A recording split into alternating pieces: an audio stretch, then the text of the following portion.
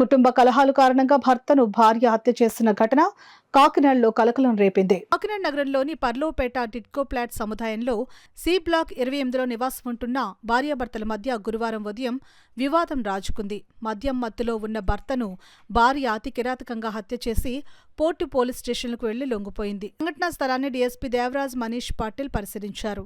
CI Sunil ఈ కేసును దర్యాప్తు చేస్తున్నారు.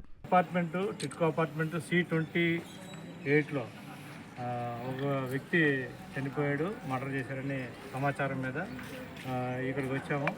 ఇక్కడికి వచ్చి ఈ అపార్ట్మెంట్లో చెక్ చేయగా ఇందులో ఒక మేల్ డెడ్ బాడీ అపార్ట్మెంట్ బెడ్రూమ్లో పడి ఉంది.